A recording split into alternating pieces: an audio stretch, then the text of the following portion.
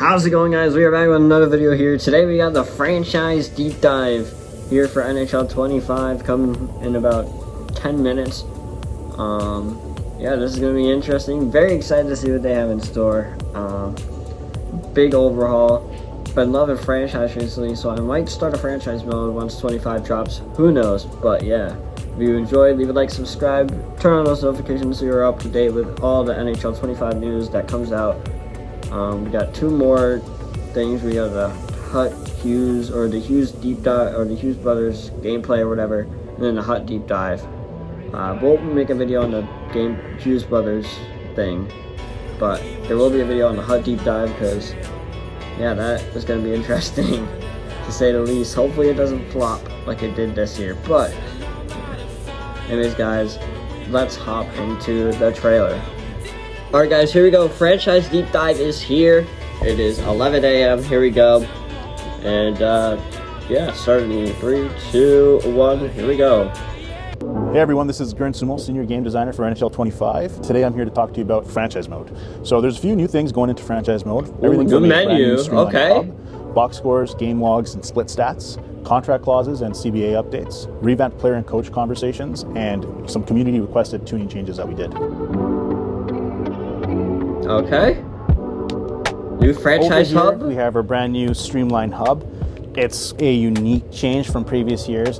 The goal here was to make less tabbing and surface more information for you as users to be able to get the most information possible to make educated decisions. So you'll see a brand new quick links on the left-hand side here. Everything that's really important is showing up here. So all that stuff that needs to be done on a more regular basis is there at your fingertips. You'll also notice a bunch of new widgets that are on the screen.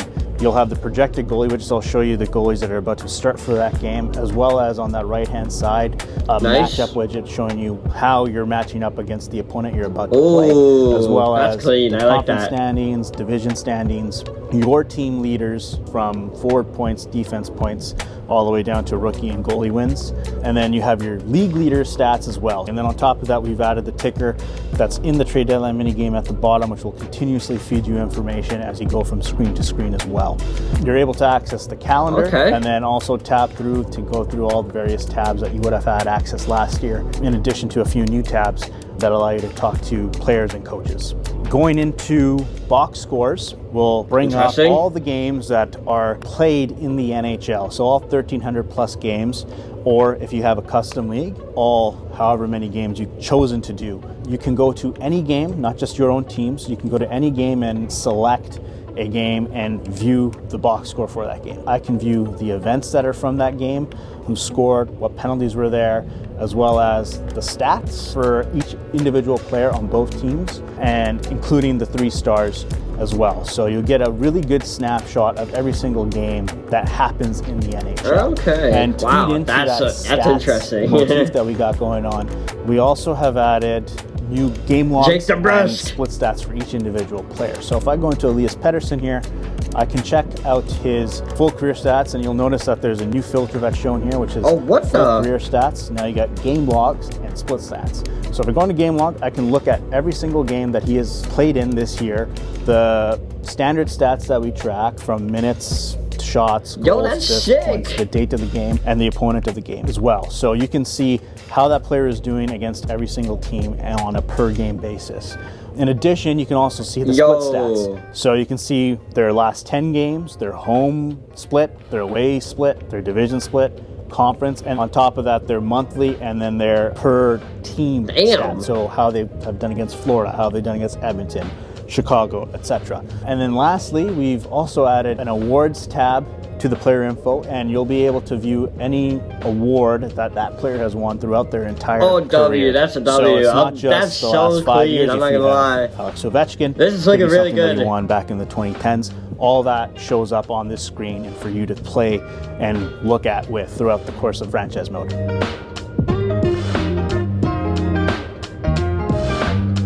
One of our biggest fan requests is we added no move, no trade clauses to the game. In addition, we also overhauled our contract negotiation system to fit that in. So now you'll notice when you come into the free agency screen, you'll see an org interest bar. Every single player has a contract interest bar and an organization interest bar, and those will now dictate whether or not a player will want to sign with your team. So if a player has a very low organization bar, you may need to convince them to actually join your team. Those two bars now dictate and change who you target in free agency, because it may not be possible for you to get the best free agent because they may not like your organization because of the taxes that you have, the market size that you have, your status as a contender. If they want to be playing on a championship team, I like that a lot. They may not want to join your team. Now, you can offer them other incentives. You'll see promises on the bottom right-hand corner and player requests. Certain players will have requests that they would like to have, like playing on the top line power play or playing in the first line. And you'll also be able to give out clauses. So you'll see that you can give out no movement clauses, no trade clauses, modified no trade clauses. You can give out different structures, whether reduced, full. It'll change the number of teams that you can or cannot be traded to. So we've added a lot of depth and a lot of fidelity to the contract negotiation engine that wasn't there before.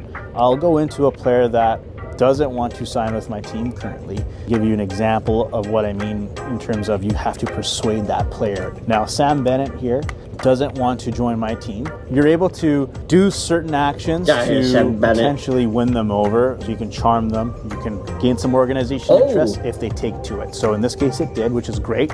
Now you can now talk about the contract or go into the organization and kind of pitch them on the organization. So if I go into here, I can now pitch him on the market size and the team status and persuade him into wanting to join my team and forego his expectation of preferring to play in a smaller market like Florida. So in this case, it's very risky to do so. It may negatively affect the organization, which may... All right, guys, we're back. Sorry about that camera cut unexpectedly. So, yeah. Anyways, let's get back into it. So far, so good. Honestly, I'm really liking this. There's still a lot to go here. I think it's still live. I'm not sure. Yeah, it's still live. It says premiere under here. But you guys can't see that, obviously, because I screen recorded on my phone afterwards. That's how I do that. But, yeah, it's still live for me, at least. But, yeah, here we Which go. may basically mean I'm out of the running completely. But if I do persuade him and it is successful, I can get him to join my team. So in this case, it's successful. And then if I go into organization, you'll see the bar go up to full. So now I have persuaded him into wanting to potentially join my team, which is huge. So he went from not interested at all to being persuaded into joining my team, and now I can go and offer him a contract. The first offer that you see here, the number of years, will always be what that player wants. Really like that. You can go through and select different years. They may or may not accept a 1 year deal. So if you do select 1 year or 2 years, they may say, I'm not interested in that, and just end the conversation there. But if you go into the 4 years, they will let you go in and start negotiating. So negotiate will try to make a more team-friendly deal. So the higher your organization bar, the more likely you can negotiate a player down in salary. You can also improve the offer if you like. This allows you to add extra money, clauses, promises to your contract offer. So if I want to increase the salary here, I can increase it up by a lot or a little. So I'll add $2 million to his salary. But I can also improve the offer further by adding in a clause. So I can give him a full move, no Sam trade, Bennett 9 by 5. I'm gonna give him a full no move clause, as well as I'll promise him first line minutes. So he will more than likely now want to sign because I have given him the world. You can also table the contract as well. So if you think you've negotiated a deal with the player, trying to make Sam Bennett but you want to try out and sign another player just in case, you can table the deal. There is a risk to this, obviously. If another team steps in and offers a contract to them, they may get taken and may sign with another team. So it's kind of a risk reward on your aspect of it too, whether or not you're willing to take that chance. So in this case, Sam Bennett accepts the offer because it was so good. I gave him a full no move. I gave him $2 million more, and I also gave him a first line promise. So he's now on my team. So I can literally convince him from not wanting to join my team to joining my team through the power of the conversation engine. So next up, with the addition of no move and no trade clauses, obviously when you want to go and trade a player that has a trade clause, you're going to need to figure out what team they can or cannot be traded to. So if we go into Aaron Ekblad here, you'll see he has a modified no trade clause, and you can go into the new contract info screen that shows you the trade clause, the years that are left on the trade clause, and the teams Why that do you you can not want trade to come that to the player Bruins, to. Aaron? So on the right hand side, there's a tradable team list.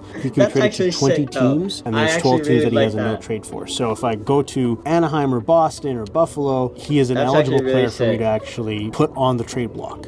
If I put him on a team that he doesn't have a trade clause for, I would need to actually convince Ekblad to waive his no trade clause. So you can go into the proposed trade screen, select the player that you want to trade, and it'll automatically have you initiate a conversation with them. You'll see that I'll have to persuade the player into waiving their no trade clause. If failed, which means I can no longer have Ekblad be eligible to be traded to the Carolina Hurricanes. The other way to get them to talk about their clauses or their options is to actually go in through the new franchise hub. So if I went into Matthew Tkachuk here, I have different options to have him potentially waive his clause or change his clause for the year. I'm able to get him to maybe give me a list of 1 team, 2 teams, 3 teams, or outright waive his no trade clause. So I'm going to ask him maybe give me 1 team that he would want to potentially go for. In this case, he actually did. So now I can go into Matthew Tkachuk's player card and figure out who he actually wants to be traded to. Now you can see that he has a modified no trade clause, but go into his contract info, he wants to go to the Montreal Canadiens. So I can now add him to the block for the Montreal Canadiens, and then you'll be able to make a trade. The conversation engine allows you to kind of have a little bit of flexibility and how much you want that player to waive, whether it be a fully waive their clause or to kind of select a certain amount of teams. It allows you to pick a riskier or less riskier option to give the player still some agency as well.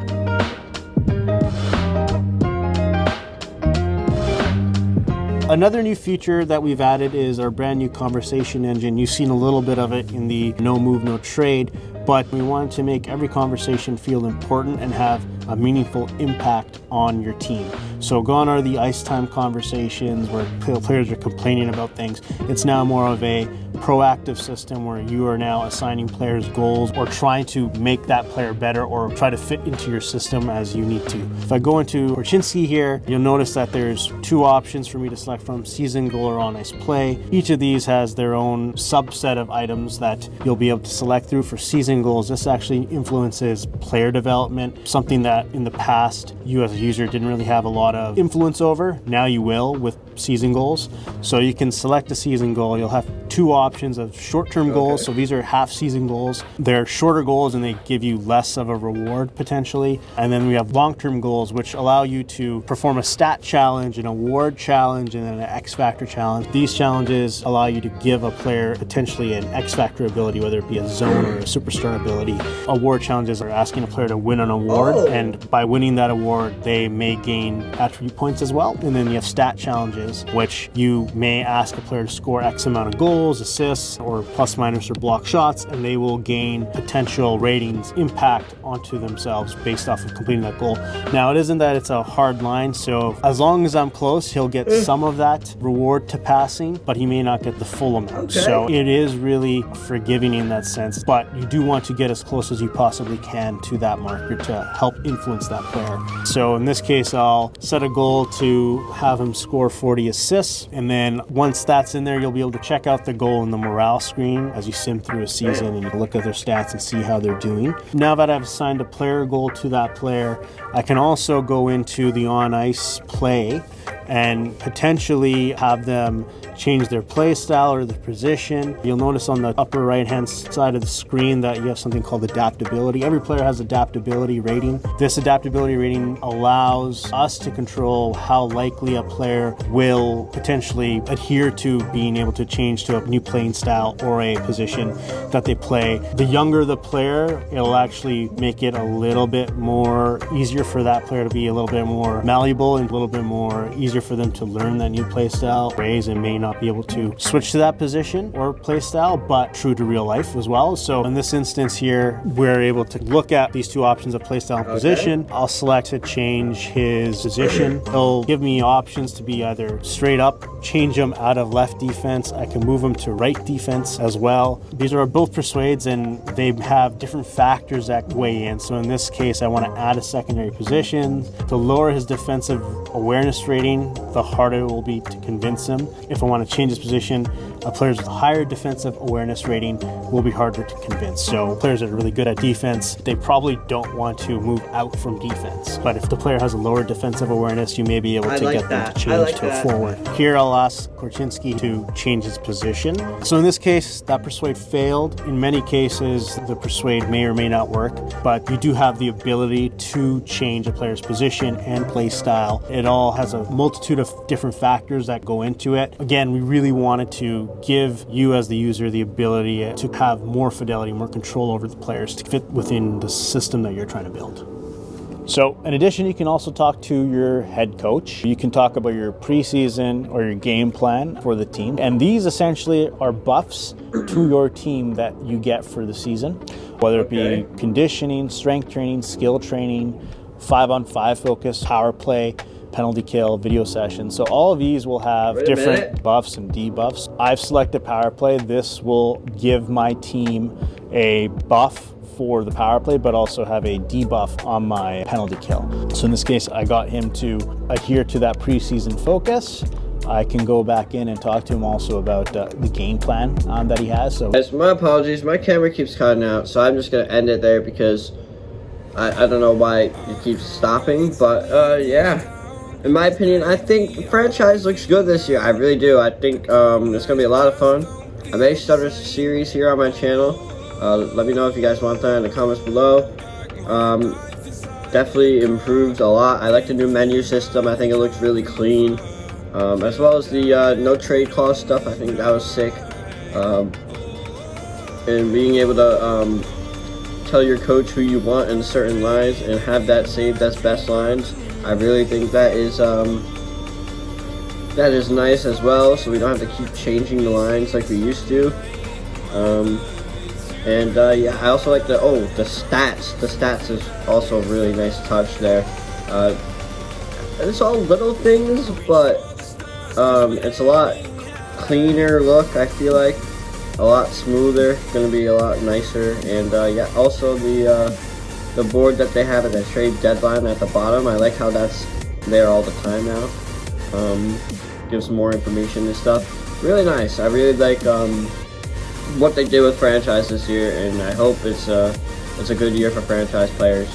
And yeah, I'll definitely be playing a lot of franchise because I am in the franchise mood right now. Actually, I'm playing it on 24, so yeah, having a bit of fun with that, and it's very good all around. I'm gonna have a full in-depth deep dive coming to you tomorrow probably, because this just kept stopping on me. So we're gonna go over the website blog, what they got there and stuff like that. So yeah, let's head to the outro. Alright guys, hope you all did enjoy this video. If you did, make sure to leave a like, subscribe, turn on those notifications. We're on the road to 100 subs by the end of the year. I know we can do it. Also, go follow the Twitch. Going to be doing a 24-hour live stream on September 27th when NHL25 drops. Going to be going live at 3 p.m. Eastern time. Go follow the Twitch. Gonna be a good time. I may do another one when NHL25 comes out worldwide, depending on how the first one goes. If that goes well, then we'll do another one for sure. But yeah. Thank you guys for watching. We're gonna have a few more videos here before NHL25. We're gonna have my best packs of the year and the Hut Deep Dive coming to you next week. What else? Oh yeah, we're gonna have my final pack opening coming to you on Monday. So that should be interesting. We'll have my final pack opening. Then Wednesday will probably be either the Hut Deep Dive, or it's probably gonna be the Hut Deep Dive. Then the Thursday before the game comes out, we'll post my best pack pulls of NHL 24. And this should be a good one. A lot of 99s in there. To be honest, I don't know how to feel about that, because I want my pack luck to be good next year, especially early on.